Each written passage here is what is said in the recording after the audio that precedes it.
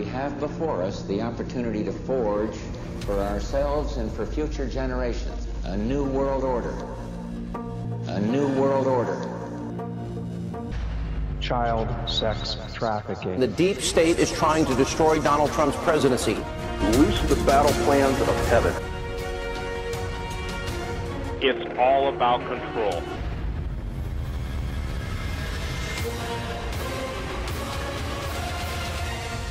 Broadcasting live to the world now. It's the Weekend Vigilante, Sheila Zielinski.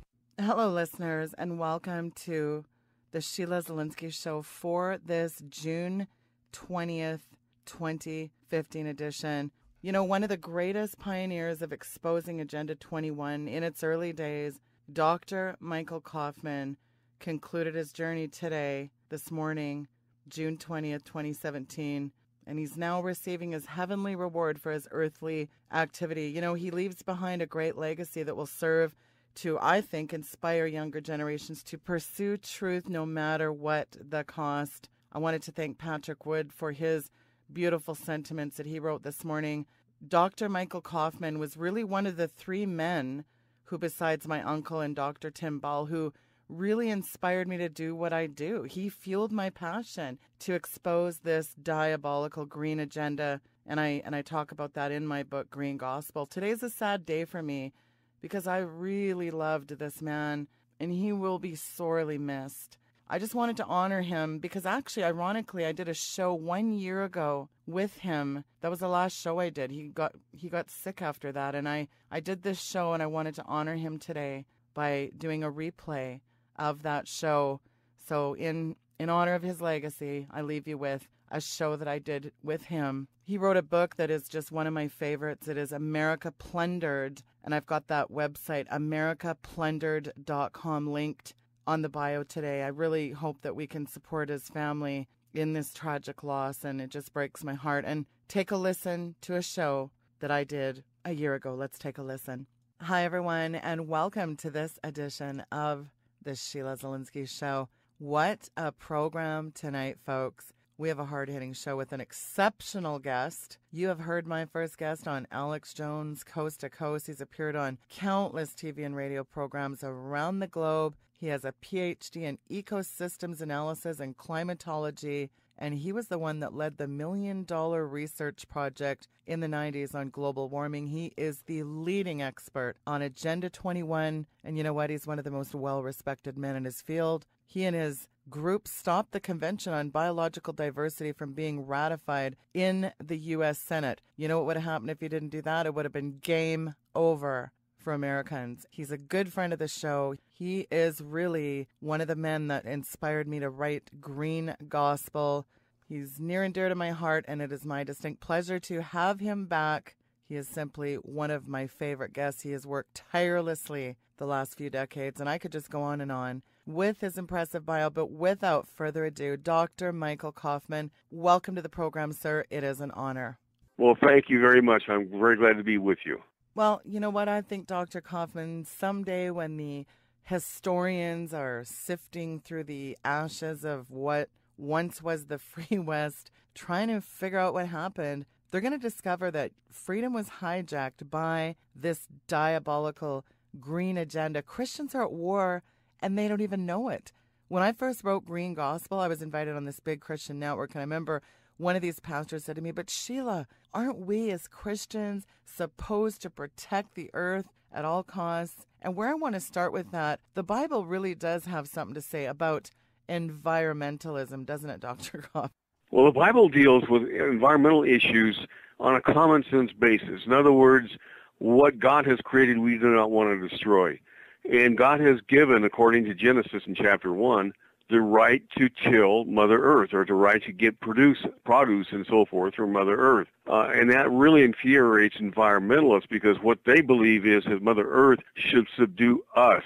And as a consequence, we have a very vicious battle going on within this country right now and around the world to some extent, where environmentalists are all out to destroy capitalism in the United States. And one of the things that just shook me right down on my shoes, I knew it, but I had never seen it in writing, is that back in January, the head of the United Nations Climate Change Group, not the IPCC, but the Department for United Nations for Climate Change, came out and said that the whole purpose of the United Nations IPCC, which is their functioning limb, as it were, to determine what kind of global warming problems we're having and so forth and then do something about it. She said the whole purpose of having all of these proposed treaties and restrictions and regulations on different nations and so forth was to destroy capitalism. Now, I want to repeat that. You're probably in a state of shock. It wants to destroy capitalism. That's the purpose of all this global warming stuff. When you all of a sudden realize that, most of what has happened makes sense because all of their science does not point to man as causing global warming. In fact, we're having, this reached 18.5-year period in which there has been no global warming. Some of the actual data show that there may be a global cooling. I'll talk about global cooling a little bit later on. But the key point here is that the United Nations and hundreds of billions of dollars spent by nations like the United States to try to prove global warming, to try to establish a system separate from that will cause us to reduce our carbon dioxide emissions is nothing more than a pathway to destruction. It is a pathway that will destroy our industry because our industry base is based on fossil fuels and capitalism. You cannot have the economy that the United States has had the last 100 years and more without capitalism. You can't do it. Now, there are a lot of deficiencies in capitalism. Don't get me wrong, there are. But we can take care of those by laws, and we have. I mean, the old industrial barons and so forth of the early 19th century are gone because we've passed laws to control that. That was really a bad situation where they were exploiting the poor and all the rest. That doesn't mean it's perfect today. It's not. But you can't find any place in history, no place in history, that has produced a middle class that is prosperous as much as you have with capitalism. All of the other economic models, the one that we're under right now, we're no longer under a capitalistic system. We're basically under neo-fascism, but there is really more of a Keynesian economics, the paradigm where the banks control the economy of the country in collaboration with the government. Now, that's where it gets into this neo-fascism stuff, because neo-fascism basically is a partnership between industry and the government. And when you have that, you have a disaster.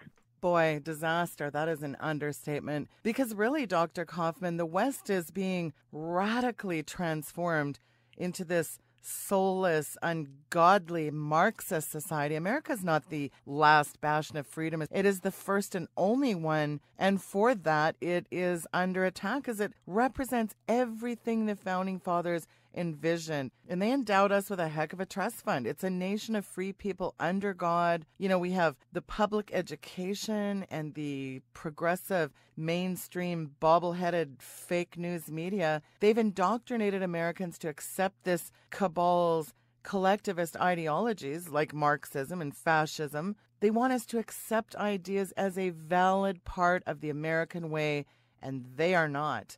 Just like you said, they are diametrically opposed to a constitutional republic and liberties established by our founding fathers on fundamental moral tenets of biblical and natural law. Absolutely, they are.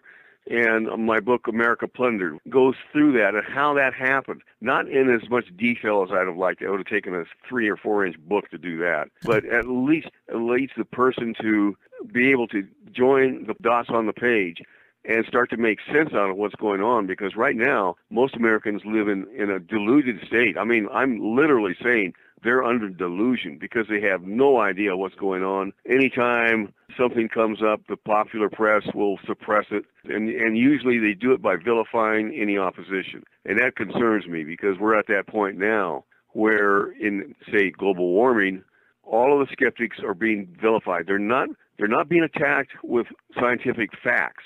They're being attacked with homilies against their very nature, that they did this or they did that. Something on the effect of what has been exposed the last month or so with the Clinton Foundation. We're seeing that being used as the bully pulpit to destroy the actual image. I mean, people's lives have been, their jobs and so forth have been destroyed because of the literal acrimony and hatred that comes out of the opposition of the progressives. Yes, that's right. And of course, we've got these, high-level officials like Loretta Lynch, Lynchpin, as I call her. I mean, she's coming out saying, hey, we're going to start prosecuting climate deniers. You've got Naomi Oreskes, you've got, Robert F. Kennedy Jr., 3 hots in a cot at The Hague with the war criminals. I mean, we are climate deniers. You nailed it when you said vilification. They're trying to silence real scientists. And I'm going to tell you, it is shocking the amount of censorship over this issue for people that are speaking out. And even myself, I'm featured on a website as I'm a climate criminal. So there you have it, Dr. Coffman. We're climate criminals. Absolutely. We're all labeled. Anybody that disagrees with the human-induced climate change is labeled as a criminal, or it really is amazing. And they're the first ones a couple decades ago to be screaming for free speech. Now that they're in positions of power, they're trying to literally shut down free speech. Most Democrats can't think beyond their front nose. And that's a strong statement to use, but I'm having to use it now. And not all Democrats fall in that place. But the progressive Democrats are just horrifying. They will take a one-liner and turn it into a whole belief system for whatever the progressive leadership wants to do. And when you go back, and that's the nice thing about the Plundered book, is if you go back 100 years ago when Europe was being socialized, that's exactly what was happening to Europe. I mean, the same kinds of phrases, the same kinds of strategies, and so forth that the progressives use today were used 100 years ago in Europe, which basically brought Europe to a point where it would have not survived if it had not been for the United States. Literally, would not have survived with their socialist ideas had the United States not been there with their capitalistic ideas in order to help them out when they got into really times of crisis. It's just mind-boggling to realize how deadly this progressive belief system really is. Yes, I agree. And what's so absolutely frightening to me, Dr. Coffman, is the collective mindset of our young people. You talk about global warming. Well, all these young kids, they absolutely are big adherents to depopulation. I heard there was one group of young kids that said to me, oh, free speech, it's so yesterday. That's so last century. Look no further than the Bernie Socialist Sanders movement. It was very popular with the younger kids. They love fascism and socialism and Marxism. And all these cast of characters that are promulgating this green agenda, they're all anti-capitalist and big redistribution of wealth proponents, aren't they? Yeah, it really is amazing. And when you add to that Christina Figueroa, who's the Executive Secretary of the United Nations Framework Convention on Climate Change, saying it's our purpose of all of these environmental issues was to destroy capitalism. It is unbelievable that they're trying to destroy capitalism, which in itself is very destructive to our economy. They have to have a treaty implemented so they can control CO2, which in turn allows them to control the actual industry of planet Earth.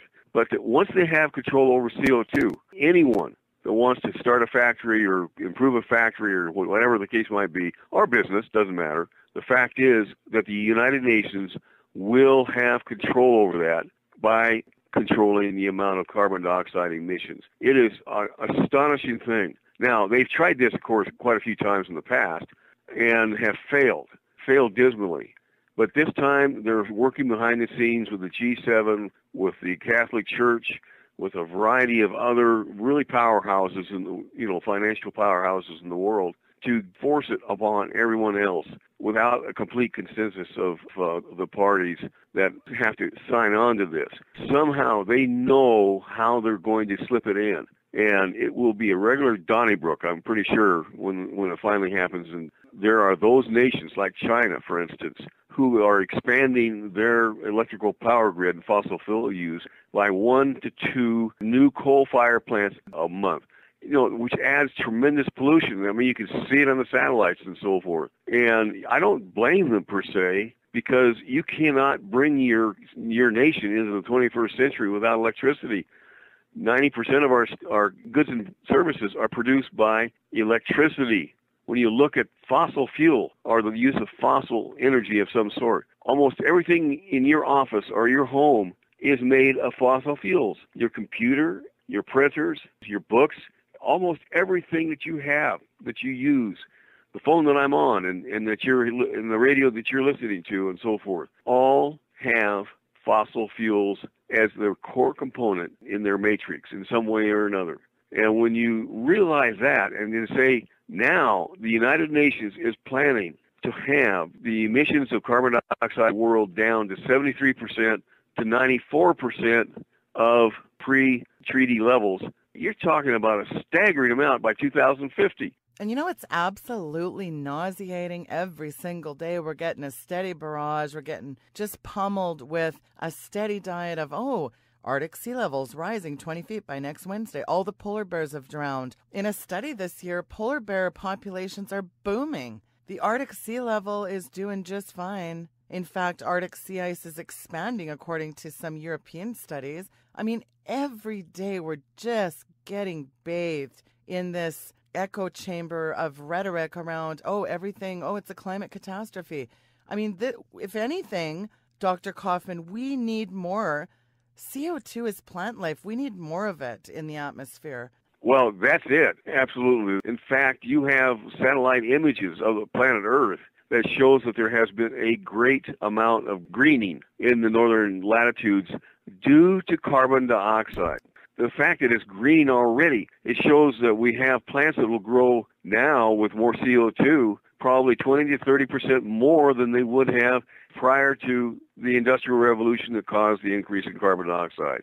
So we need to be doing more to emit carbon dioxide rather than less, as far as what would be good environmentally, because the forests benefits by increased carbon dioxide. A staggering amount. I mean, we have seen where before droughts have destroyed crops and so forth, where because of the increased carbon dioxide can actually stand more drought than those that we have no increased carbon dioxide. The science on this it's really a blockbuster when you really look at it.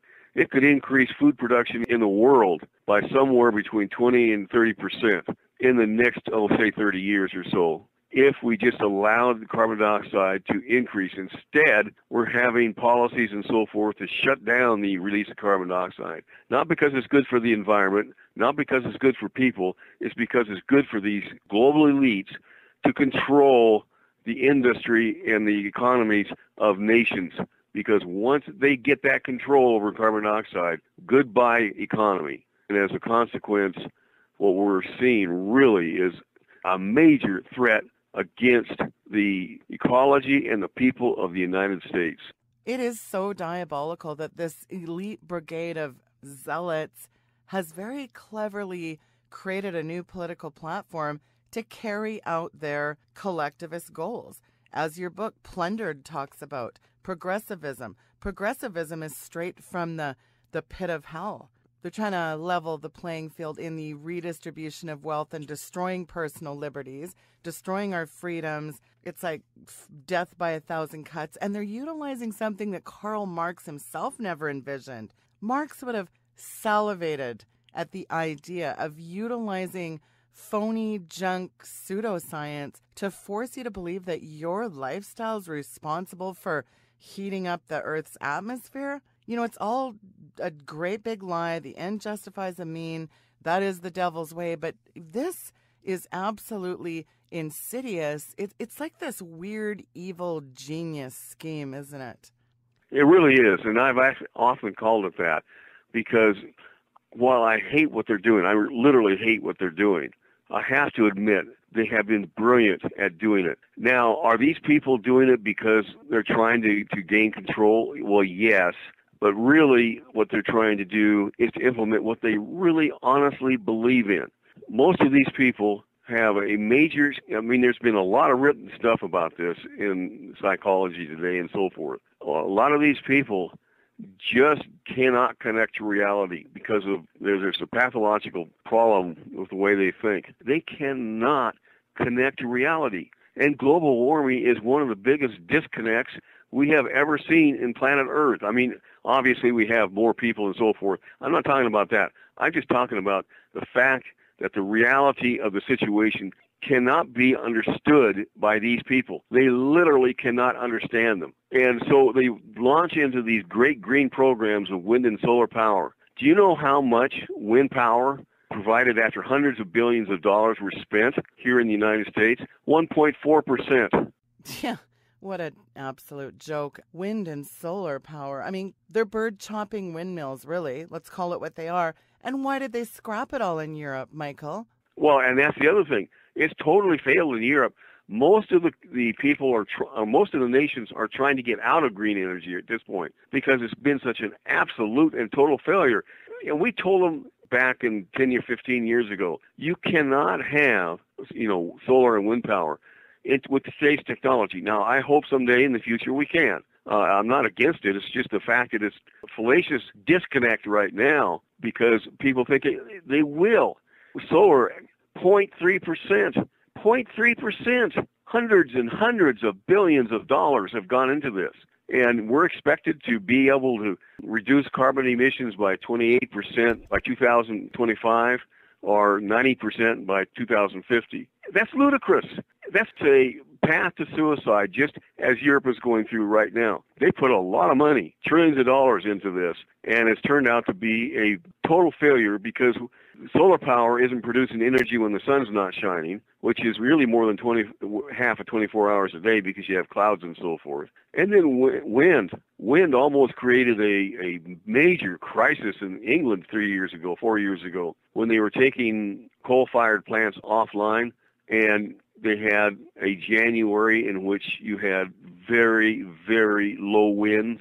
You have those really cold outbreaks where it's down to zero and there's very little wind associated with that. Well, it didn't take long before the windmills and the solar power failed, and you had millions of people in England that were without power, literally without power. And they were freezing to death. Most of your European homes depend upon electricity for their primary heat. You're talking about some really bad things. And has President Obama recognized that carbon dioxide and fossil fuel from the European example? Have he learned anything? No. In fact, this new climate policy shows clearly he has no idea. It was written by radical environmentalists that basically said that we are having massive increases in hurricanes, tornadoes, and so forth. All of these extreme weather events that they talked about in the new policy of Obama, none of them are occurring. The fact is, though, that he has denied and he has used time and time again some of these environmentalist extremist statements that we are having massive destruction due to, in fact, he calls it $1 billion a year problem of tornadoes and so forth that can only be resolved by ameliorating these extreme events. Well, we're not having these extreme events. In fact, tornadoes and hurricanes are all-time low, measured low for the last 150 years. It's unbelievable how he just totally ignores the facts and proclaims that these things are happening and we must do this and we must do that to take your freedoms away. Yeah, we must act now, and we must do something radical. You know, speaking of radical, and you touched on this earlier, Dr. Coffman, are you surprised with the Catholic Church getting behind this as much as they have? You know, the Pope essentially saying, hey, listen up, 1.8 billion Catholics, we got to do something. We got to lead the charge in fighting global warming. You know, he's aligned himself with a depopulationist. For one thing, when did the Pope become a climatologist?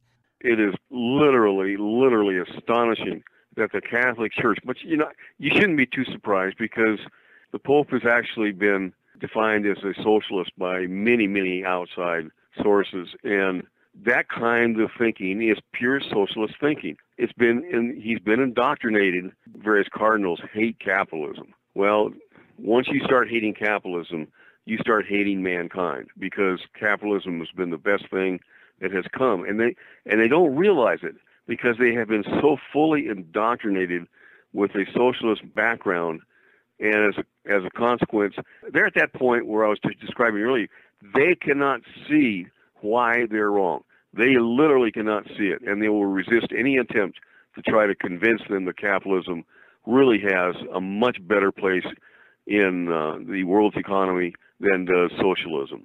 Yeah, I'm in agreement. One of the things that really surprised me in years of doing research on this and my background in environment, does it surprise you, Dr. Michael Coffman, the amount of absolute gull contempt that these hedonistic huckster megalomaniacs have for us? We're just cannon fodder. They just think we're useless eating plebs. It's not bad enough the depopulationist schemes. Look at these sociopathic, like Slick Billy Gates, Mr. Eugenicist himself, who's always got a penchant for vaccinating everyone. His pal, globalist Teddy Turner. Oh, yeah, we're all going to be cannibals due to global... There should be a new movie. Bill and Ted's excellent depopulation adventure. Does it surprise you with the gull contempt they have for us?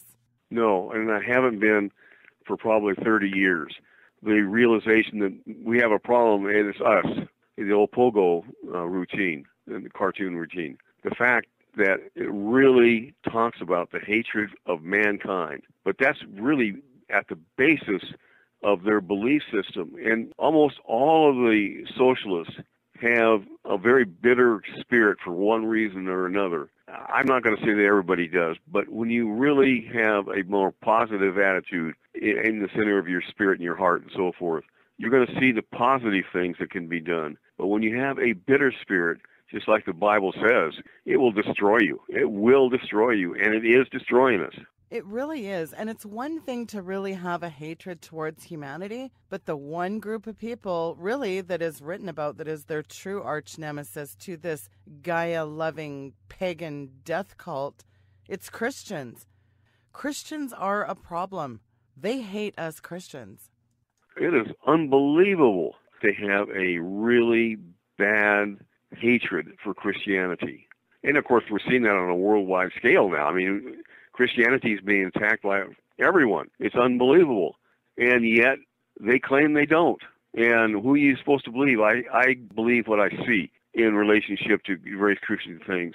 And they have reacted very, very, very, very poorly. In fact, have stimulated some of the persecution and so forth of the world, and even in this country itself. And we're seeing every effort to corral Christianity that if you violate that rule, you go to jail because you're a homophobe and so forth. So it's not far in coming. In fact, for years I said it's just around the corner. I mean, for decades. And it didn't, because there was so much natural goodness in this country, I think because of the Christian structure of our laws and so forth, that it didn't happen until we had a president that literally was forcing us to bow down to Gaia, to bow down to homosexuality and all the rest. He has done more to destroy this moral fabric of this nation than any other individual, I think, in all of U.S. history. And he is very close. In fact, I've often wondered if we're going to survive long enough to get another president, because he has set in place things that cannot be changed without congressional authorization, which would mean years of work after he is out of office to uncouple and derail different things that he's put in motion. But I think we have to really look at the spirit behind it. It's very antichrist. These people are Satanists. They worship Lucifer. The United Nations, that is straight out of the pit of hell itself. These people worship Lucifer. This whole agenda is straight out of the pit of hell. Yes, it is. You have to recognize it's Lucifer. And what they're basically saying is that Lucifer needs to take control through the plan. Now, what's the plan? Alice Bailey's plan, and she's got 27 books that she supposedly wrote under the influence of a master. In other words, the demon was helping to write those books, or demons, is basically responsible for all of the efforts to try to get the world under Satan's controls.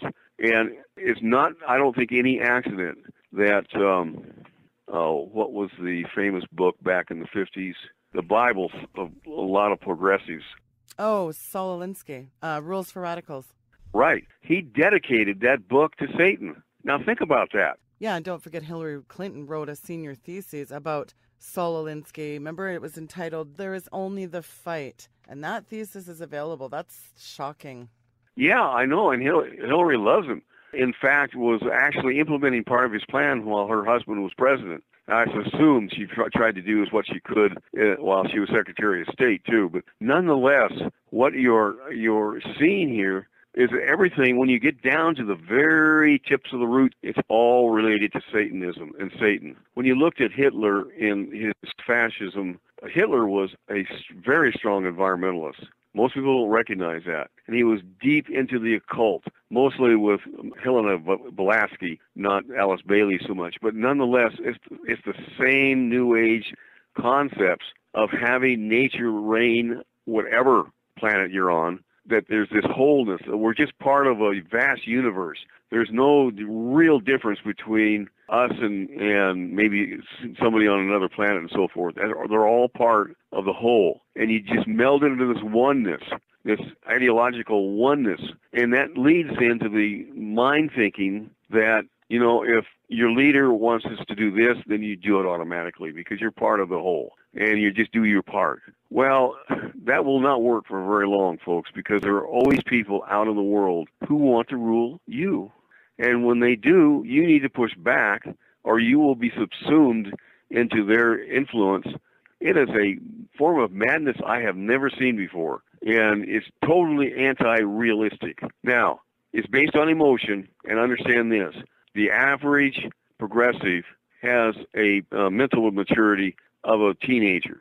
They don't have any emotional control. And as a consequence, you just have a bunch of quarreling teenagers out there basically following their guru, whoever he happens to be. Right now it's Obama, or was. You don't make decisions rationally. You just don't. I mean, you can go back 100 years and see how this disease, which I'm calling it, has influenced decisions made by Wilson, by Theodore Roosevelt in the 30s, and so forth, that have given us major economic collapses. Their policies are not based on reality. They're based on emotions.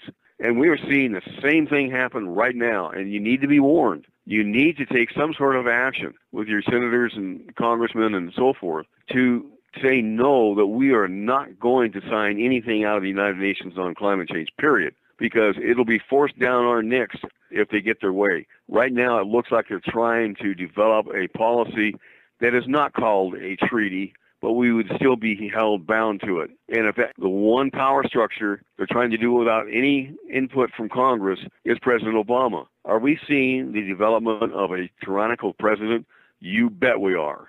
And you really have to understand that what is really at stake here, it is major, major. When you see all nations assumed to the United Nations on carbon dioxide emissions and so forth, what you're going to see is more tyranny, until the point is that we have no liberties left whatsoever. And that's what really drives me. I mean, it's really important to understand that. You know, as a little segue, let me just introduce the whole issue of other gases. What we're seeing here is new regulations being developed for methane, because methane is 24 to 70 times more potent as a greenhouse gas than carbon dioxide, except that methane does nothing for global warming, absolutely nothing, even though it's more powerful. What happens is, and this is what you need to understand, when you hear some radio announcement saying that we're moving along on the methane issue and it's a horrible greenhouse gas and so forth, just understand where they're coming from, a complete state of ignorance, because methane absorbs radiation from the Earth in the global warming cycle the same way water vapor does, at the same wavelengths water vapor does. And there is somewhere between 86 and 96% of all global warming is caused by changes in water vapor. Well, if water vapor is already absorbing all of the wavelengths of heat energy, then methane is completely neutral. It doesn't have any influence at all. We can get rid of all methane, it wouldn't change a thing.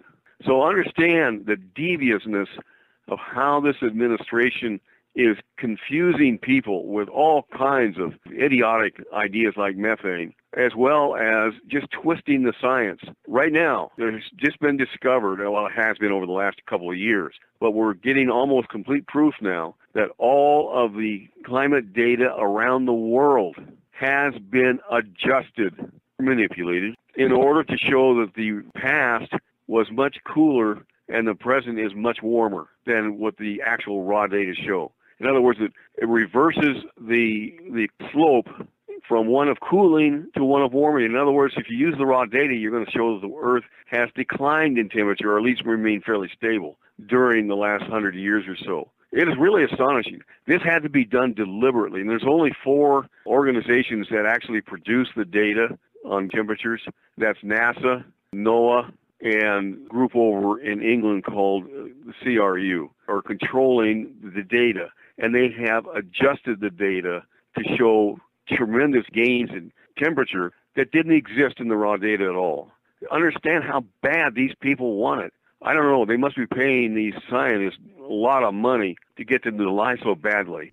Well, and it really goes back to my book title, Green Gospel, subtitled The New World Religion. It's like the former EPA head, Gina McCarthy. She said her goal was to show the Vatican how aligned they were on climate change, because she said global warming, it's not just an environmental issue, it's a public health threat, but it's also a chance for economic opportunity. And who does that eerily parallel? And I know this one personally, the Canadian Environment Minister, Christine Stewart. Would she say, no matter if the science of global warming is all phony, climate change provides the greatest opportunity to bring about justice and equality in the world. It's, like the Pope says, it's the greater good, the moral imperative, the right thing to do. It's the greater good. I'll tell you what, this is a religion, all right, but it's a dangerous religion. It really is.